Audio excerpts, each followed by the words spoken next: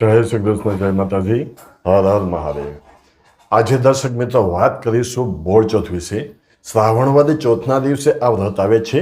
એ દિવસે વ્રત કરનારે સવારે નિત્ય કર્મમાંથી પરવારીને કંકુ, ચોખા તથા ફૂલના હારથી ગાય વાછરડાનું પૂજન કરવું તથા એકટાણું કરવું। તેમાં ઘઉંની કે છડેલી કોઈ પણ વસ્તુ લેવી નહીં। હવે જોઈએ આ વ્રત વિશેની વાર્તા। તો તમે આ વાર્તા શાંતિથી સાંભળજો। માધવપુર નામે એક ગામ હતું। તેમાં સાસુ રહેતા હતા। બંને વિધવા હતા। માલ મિલકતમાં રહેવા માટે એક ઓરડી હતી અને ગાય વાછરડું હતા। શ્રાવણ વદ ચોથનો દિવસ આવ્યો એટલે સાસુ નદીએ નાહવા પડ્યા અને જતા જતા વહુને કહેતા ગયા, વહુ આજે બોળચોથ છે એટલે હું આવો ને ત્યાં સુધીમાં તું ઘઉંલાને રાંધી રાખજે। વહુએ આ બધું સાંભળી લીધું, પણ અક્કલનું ઓથમીને કંઈ ખબર ન પડી કે કયો ઘઉંલો રાંધવાનો છે, ઘઉંલાનું દાન કે પછી ગાયનો વાછરડો। જોકે જોગાનું જોગે એમના વાછરડોનું નામ પણ ઘઉંલો હતું। વહુએ તો વાડામાં જઈ કુમળા વાછરડાને વધેરી નાખ્યો અને પછી ચૂલો સળગાવી તેમાં ઘઉંલાને ખાંડીને નાખ્યો। થોડી વારમાં સાસુ નદીએથી નાહી ને ઘેર આવી અને વહુને પૂછવા લાગી, વહુ ઘઉંલો રાંધ્યો? વહુએ કહ્યું, રાંધ્યો તો ખરો, પણ ઘઉંલાએ ખૂબ તોફાન કર્યું। મહા મુસીબત એને ખાંડી ને ચૂલે ચડાવ્યો। મારે તો નાકે દમ આવી ગયો। આ સાંભળીને સાસુને હૈયામાં ફાળ પડી। હાય રામ, વહુ તમે ક્યાં ઘઉંલાની વાત કરો છો? વહુએ ચોખવટ કરતા કહ્યું, બીજો કયો ઘઉંલો હતો આપણી પાસે? આપણે ગાયનો વાછરડો જ મેં રાંધ્યો, બીજો કયો ઘઉંલો હતો આપણી પાસે? સાસુ ગભરાઈ ગયા અને બોલી ઉઠ્યા, વહુ તમે તો આંખનું કાજળ ગાલે ઘસ્યું, મેં કહ્યું કાંઈ ને તમે કર્યું કાંઈ, તમે તો અર્થનો અનર્થ કરી નાખ્યો। વહુને કાંઈ સમજ ન પડી એટલે સાસુને સામે ટગર ટગર જોઈ રહી।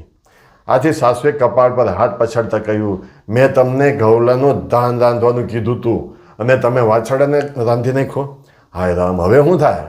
આજે ચોથનો દિવસ છે ને ગામની સ્ત્રીઓ આપણે ત્યાં વાછરડાની પૂજા કરવા આવીએ, તેમને આપણે શું મું બતાવશું? સાસુઓ તો આ પ્રસંગ ખૂબ ગભરાઈ ગયા। ત્યારબાદ સાસુઓ ભેગા મળી આંડલામાં ઘઉંલાને મૂકીને ગામ બહાર એક ઉકેડામાં તેને દાટી આવ્યા। એ વખતે ગાય વગડામાં ચરવા ગઈ હતી। આથી ચરતે ચરતે તે ઉકેડા પાસે આવી પહોંચી।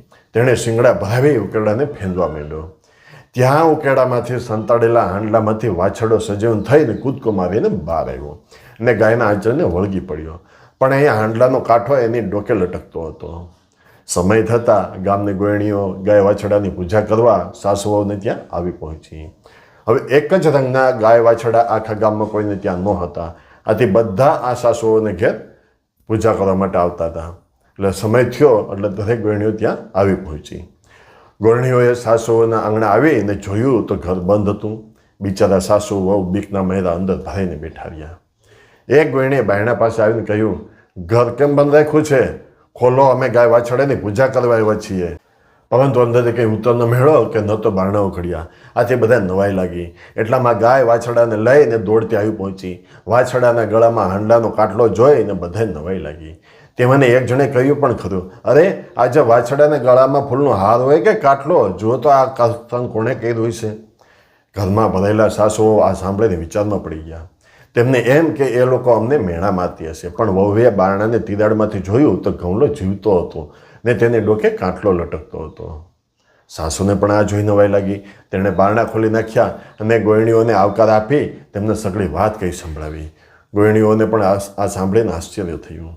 સાસુએ ખુલ્લા દિલે પોતાની વહુના પાપની વાત કર્યા પછી કહ્યું, બહેનો, સાચે જ આજે તમારા વ્રતના પ્રતાપે મારો ઘઉંલો સજીવન થયો છે।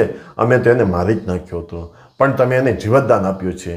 ત્યારબાદ ગોયણીઓએ ગાય વાછરડાની પૂજા કરી અને વાછરડાના ગળામાંથી કાટલો કાઢી ફૂલનો હાર પહેરાવ્યો તથા ગાય માતાને કહ્યું, હે ગાય માતા, સત તમારું ને વ્રત અમારું। એ દિવસથી સઘળી સ્ત્રીઓએ વર્ષો વર્ષ બોળચોથનું વ્રત કરવાનું નિયમ લીધું, જે આજે પણ ચાલુ છે। આ દિવસે સ્ત્રીઓએ દળવું કે ખાંડવું નહીં એમ કહેવાય છે કે ગાય માતાના શરીરમાં 33 કોટી દેવતાઓનો વાસ છે, માટે જ ભાવિક ભક્તો ભાવિક સ્ત્રીઓ ગાયની પૂજા કરે છે ને તેને જમાડે છે। હે ગાય માતા, જે તમને પૂજે તે સૌનું તમે કલ્યાણ કરજો। જો તમને આ વિડીયો પસંદ આવ્યો હોય તો વિડીયોને લાઈક ચોક્કસ કરજો। તમારા પરિવારજનો અને મિત્રો સાથે શેર અવશ્ય કરજો।